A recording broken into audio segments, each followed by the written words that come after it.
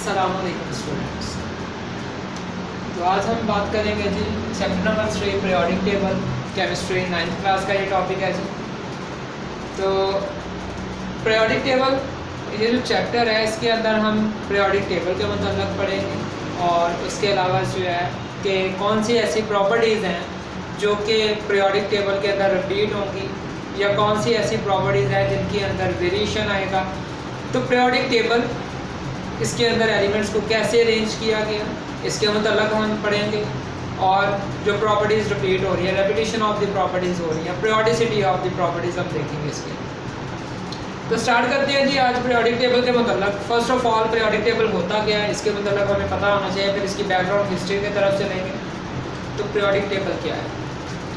तो periodic table क्या है जी? Periodic table basically arrangement of the elements है।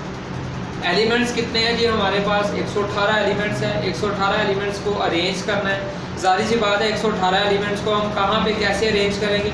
तो उनको एक सीक्वेंस के साथ जो अरेंज किया गया है that is the periodic table. उनको सीक्वेंस के साथ अरेंज करने के बाद जो हमारे पास चीज़ बनी है उसको क्या कहा जा रहा है जी? उसको पीरियोडिक टेबल बोला जा रहा है। तो यहाँ पे डेफिनेशन देखें जी, the arrangement of the elements into groups and periods, कि आपने क्या किया है जी? अरेंज कर दिया है किसको? एलिमेंट्स को। किसके अंदर जी? ग्रुप्स के अंदर और पीरियड्स के अंदर। ग्रुप्स के अंदर और पीरियड्स के अंदर जब हम एलिमेंट्स को अरेंज कर देते हैं तो उनको अरेंज करने के बाद जो हमारे पास एक टेबल बनता है उसको हम क्या बोलते हैं जी? पीरियोडिक टेबल बोल दिया जाता है।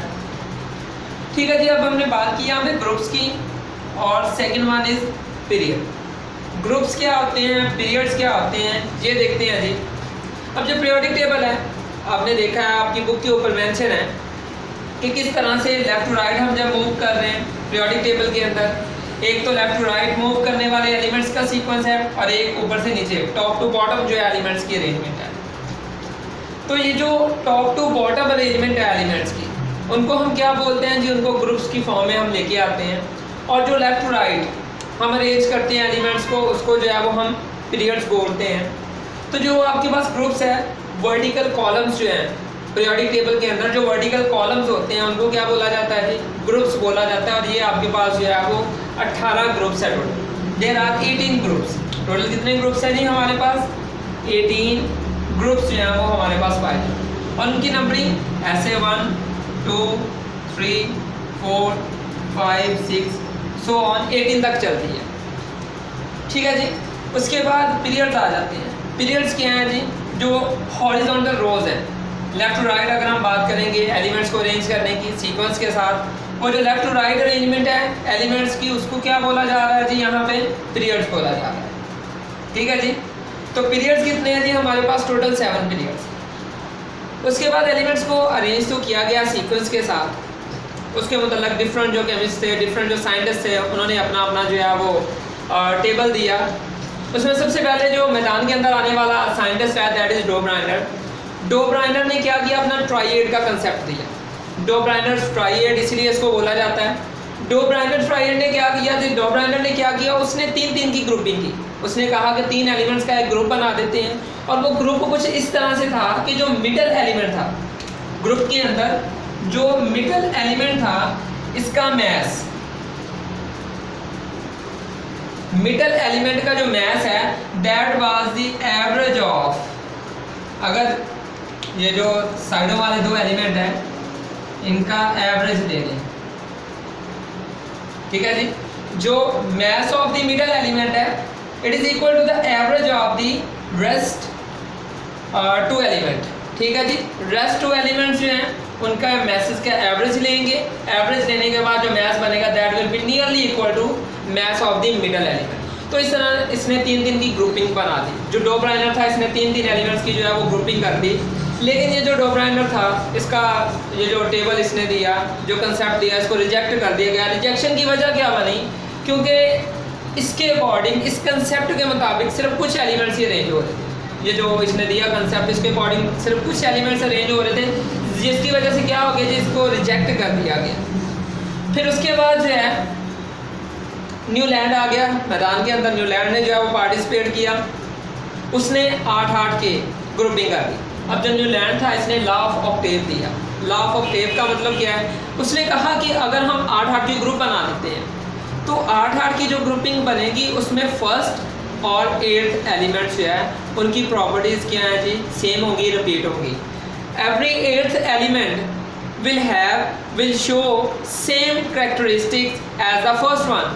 तो इस तरह से इसने पीरियोडिक लॉ की बात की। पीरियोडिक का मतलब होता है रेपिटेशन ऑफ प्रॉपर्टीज़। तो यहाँ पे उसने लॉ ऑफ ऑक्टेव दिया कि यहाँ पे जो रेपिटेशन ऑफ प्रॉपर्टीज़ हो रही हैं वो 8th के हिसाब से हो रही है। फर्स्ट एलिमेंट है, देन 8th एलिमेंट, देन उसके बाद 7 छोड़ के एलिमेंट, देन फिर 8th एलिमेंट जो होगा उसके कैरेक्टर्स जो हैं वो सेम होंगे। तो इस तरह से रेपिटेशन ऑफ प्रॉपर्टीज़ होगी अकॉर्डिंग टू न्यूलैंड। और उसने क्या किया जी, न्यूलैंड जो था, न्यूलैंड ने जो है वो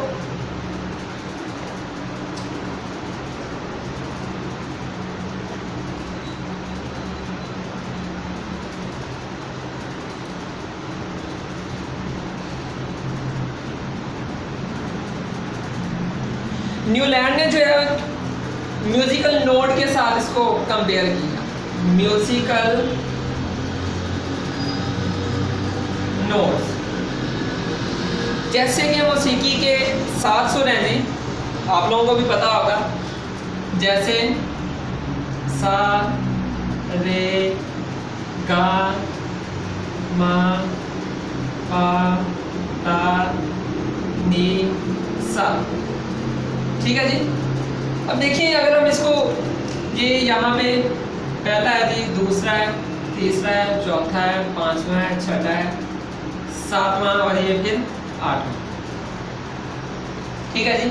मौसीकी के सुर जैसे देखें, सा से शुरू होके सा पे खत्म, पहला सुर भी सा, 8वां सुर भी सा। तो जैसे कहता है जी सुर, म्यूजिकल नोट्स, ठीक है, सुर जो है पहला सुर और 8वां सुर बराबर हैं। ऐसे ही उसने कहा अगर हम 8 एलिमेंट का ग्रुप बनाते हैं तो 8 एलिमेंट के ग्रुप के अंदर भी जो पहला एलिमेंट और 8वां एलिमेंट जो है उनके कैरेक्टर्स क्या होंगे, सेम होंगे। जैसे कि म्यूजिक के अंदर, म्यूजिकल नोट्स के अंदर पहला सुर और 8वां सुर जो है वो क्या है जी, बराबर है। उसके बाद ये जो पीरियोडिक टेबल था न्यूलैंड्स का, इसको भी रिजेक्ट कर दिया गया ड्यू टू सम रीजन। देखते हैं जी रिजेक्शन की वजह क्या है जी। तो इसकी जो रिजेक्शन हुई, रिजेक्शन, इसके अंदर जो फर्स्ट रिजेक्शन की वजह इसकी जो बनी, दैट वाज, तो रिजेक्शन की वजह देखें जी यहाँ पे, एक तो कोई भी स्पेस नहीं थी नए डिस्कवर्ड होने वाले एलिमेंट्स की, और सेकेंड वन कि अभी तक नोबल गैसेस जो है वो भी डिस्कवर नहीं हुई थी, जिसकी वजह से ये जो पीरियोडिक टेबल है इसको भी क्या कर दिया गया, रिजेक्ट कर दिया गया।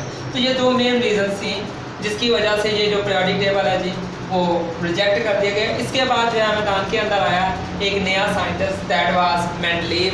मेंडलीव का पीरियोडिक टेबल जो है वो इनसे थोड़ा हटके था और वो ऐसा पीरियोडिक टेबल था जो फर्स्ट टाइम एक्सेप्ट किया गया। पीरियोडिक टेबल जो है मेंडलीव्स का वो फर्स्ट टाइम एक्सेप्ट किया गया। ठीक है जी, कल हम इंशाल्लाह मेंडलीव्स के पीरियोडिक टेबल के ऊपर बात करेंगे, ठीक है, और उसके बाद साथ ही जो है वो मॉडर्न पीरियोडिक टेबल को भी डिस्कस करेंगे। आज के लिए बस इतना ही, इंशाल्लाह कल फिर मुलाकात होगी। ठीक है जी, और फर्दर जो है वो वीडियोस को देखने के लिए हमारा यूट्यूब चैनल सब्सक्राइब कीजिएगा। उम्मीद है आपको इस लेक्चर की समझ आ गई होगी। ख्याल रखिएगा। अल्लाह हाफ़िज़।